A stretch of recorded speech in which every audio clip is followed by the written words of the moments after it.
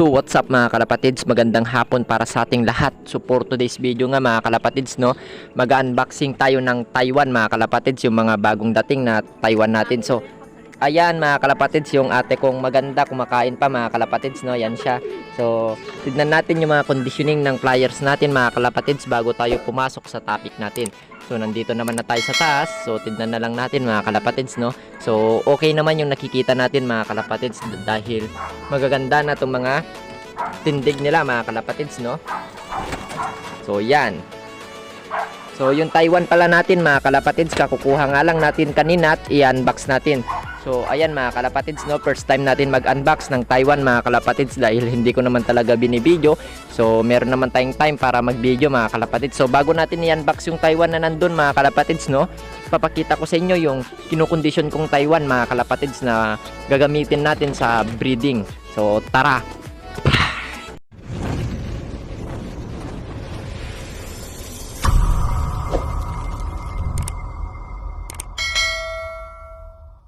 So yan mga kalapatids, nandito na nga tayo sa likod kung nasan itong mga breeding natin. So ito yung kinokondisyon natin mga kalapatids, no. So itong cock na to mga kalapatids, hindi Taiwan ito, kundi Vandenbroek to mga kalapatids. Ayan siya. So patapos ng lugon yan mga kalapatids, no, kaya hindi muna natin siya isiset.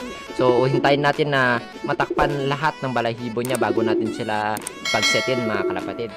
So andito yung Taiwan mga kalapatids na sinasabi ko sa inyo.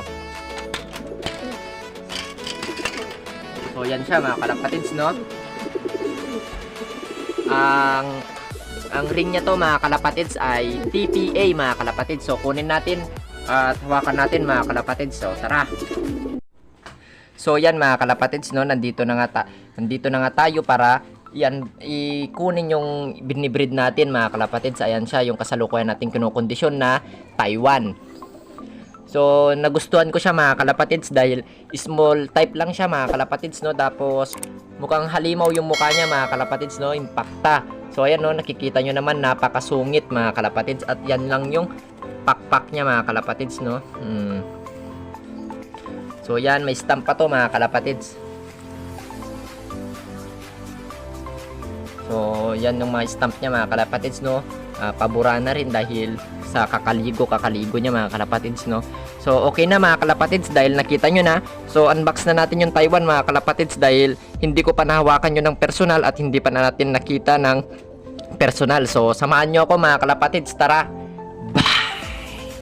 So yan mga kalapatids, no, nandito na nga tayo sa Taiwan natin na i-unbox natin mga kalapatids. Ayan sila. So kulay black mga kalapatids, no. Hindi pala mga kalapatids, blue bar pala, madilim lang pala sa loob. So pasok natin dun sa loob mga kalapatids, dun tayo mag-unbox ng mga Taiwan natin. So tara mga kalapatids. So yan mga kalapatids, umpisahan na natin i-unbox tong Taiwan mga kalapatids, no. So yung nakachat natin mga kalapatids na tropa natin, sabi niya sumalpok yung isang Taiwan dito. So tinanong ko kung okay na ba yung sugat niya. So sabi niya mga kalapatids, okay naman na. So tinanong ko kung malakas siya kumain mga kalapatids. So sabi niya malakas daw kumain mga kalapatids, no. So kaya kinuha ko dahil pag malakas kumain mga kalapatids, ibig sabihin na pa-recovery na yung Taiwan. So unboxing na natin mga kalapatids dahil excited na rin akong mahawakan ng personal tong mga Taiwan natin. So tanggalin natin tong tape niya mga kalapatids, no. So shout out sa kinuhanan natin ng Taiwan. So may bago na naman tayong Taiwan dito mga kalapatids. So sunod-sunod na yung Taiwan na dumating dito sa loop natin mga kalapatids, no. Hindi ko nga lang nabibidyohan pero nai-release rin kasi agad mga kalapatids. Mga mostly kumukuha mga kalapatids, mga MMFC player. Hindi po ako nagsisinungaling, kino-crossbreed po nila sa champion nila. So mostly taga Maynila lahat mga kalapatids yung bumili ng mga Taiwan natin dito. So tinitira ko lang mga kalapatids yung napupusuhan ko. So alam nyo naman na mga kalapatids na tayong fancher na pag nahawakan natin yung isang ibon, nararamdaman natin mga kalapatids na gusto natin sila. So pag hindi natin sila gusto at ipopos ito mga kalapatids, no, pag meron making gusto, sila yung nag-a-avail mga kalapatids. So may pagkakataon rin silang mamili mga kalapatids. Hindi tayo pumipilit na bilhin nila. So bilhin lang nila kung hindi mga kalapatids, no. Hindi naman masasayang dahil kung hindi nila bibilin, susubukan natin sila sa breeding. So kunin natin tong isa mga kalapatids, no? So same blow bar pala mga kalapatids yung Taiwan. So yan mga kalapatids, dukutin na natin, baka dukutin pa ng iba. So yan mga kalapatids yung isang Taiwan. So napakaganda nga ng katawan niya mga kalapatids, no? So mukhang kak siya mga kalapatids. Ayan, pear eye yung mata niya. So ito yung ring niya mga kalapatids, no? NHRP. Tapos ito yung sensor niya mga kalapatids. So pa-PM ako mga kalapatids kung krusonada nyo to. So joke lang mga kalapatids, no? So titignan pa natin, i-condition pa natin mga kalapatids, dahil ito yung may sugat mga kalapatids, pero may re-release din ito.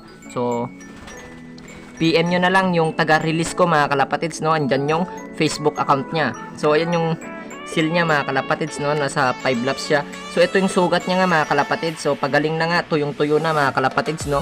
Itong violet na to, ito lang yung anong tawag na kasi dito mga kalapatids, na pag nasusugat yung manok, yung ini-spray nila. So yun mga kalapatids yung nilalagay dito. So di ko alam kung anong tawag doon, basta yun na yun. So yan mga kalapatids yung tatak ng Taiwan na to. So napakahaba ng primary niya mga kalapatids, no? Pangduluhan. Ayan, no? So yan siya mga kalapatids. Blue bar. So ewan ko kung anong gender niya to mga kalapatids, di ako sure, pero mukhang kak siya mga kalapatids. So yan yung mga seal niya mga kalapatids, no? Ayan yung ring niya.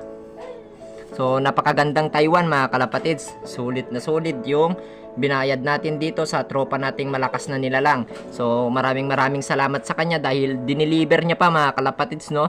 Actually mga kalapatids, hindi naman yung deliver, pero malayong lugar yung nanggalingan niya.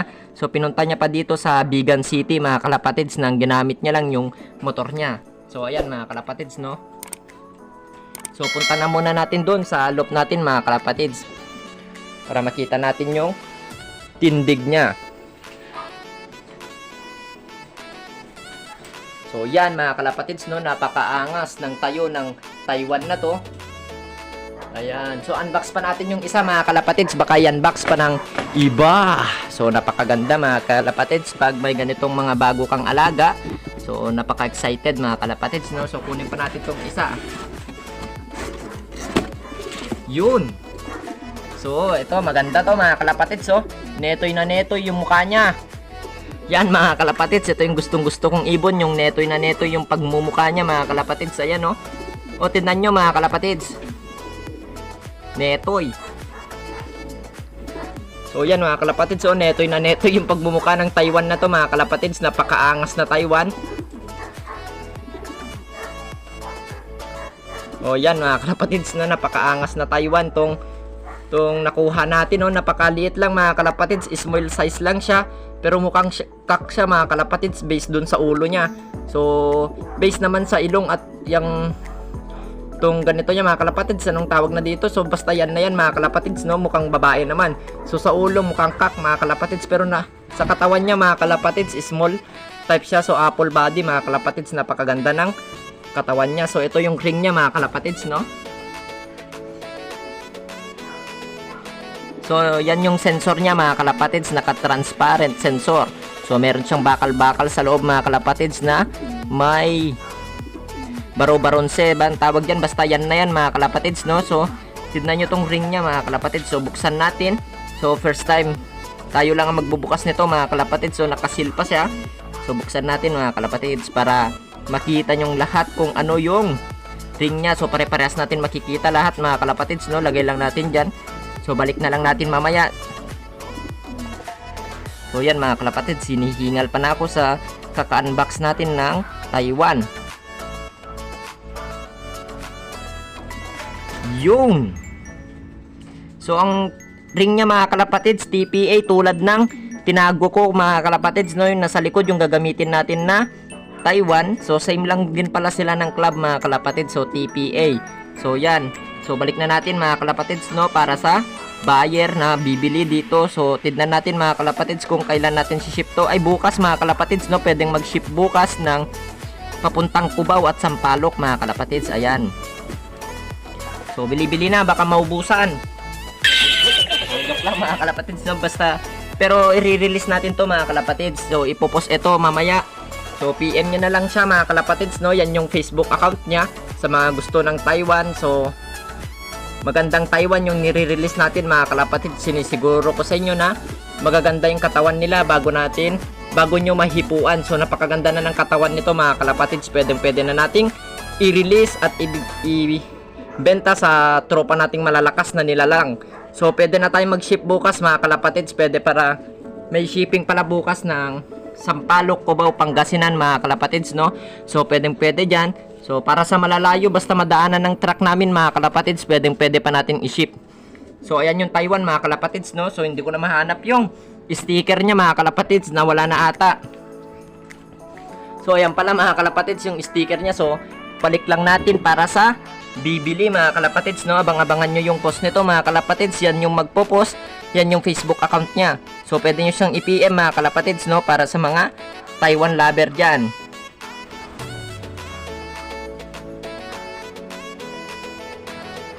So yan mga kalapatids, no? Balik na natin tong sticker niya mga kalapatids para wala naman masabi yung buyer ng Taiwan.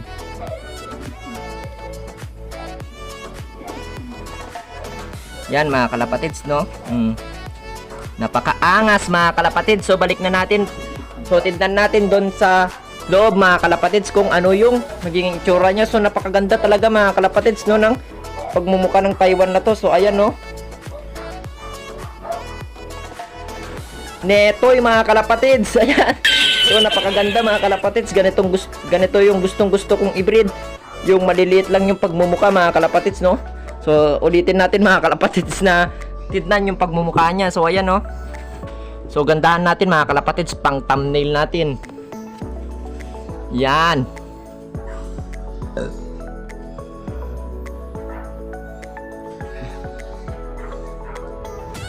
Yan mga kalapatids, napakaganda talagang Taiwan, no? Talagang nanggigigil ako mga kalapatids, no? Ewan ko kung ibebenta ko pa to. Yan, no? Talagang quality mga kalapatids, no? Oh. Netoy mga kalapatids, napakagandang Taiwan, no? Uy, bumangking pa yung camera natin na yun, no?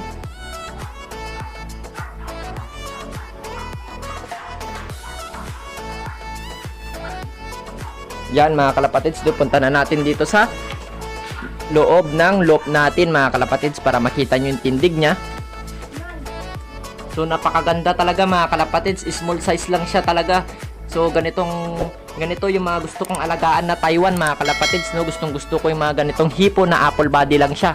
So yung isa mga kalapatids, napakaganda rin mga kalapatids. So sa tingin ko sa kanya, possible cock na siya mga kalapatids, no? Ayan siya. So di pa natin sure mga kalapatids kung ano yung talagang gender nilang dalawa.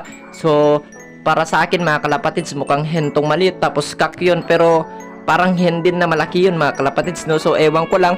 So normal lang yung size niya yun mga kalapatids, parang malaki lang kasi maliit lang talaga itong netoy na to mga kalapatids, no? Napakaganda talagang Taiwan.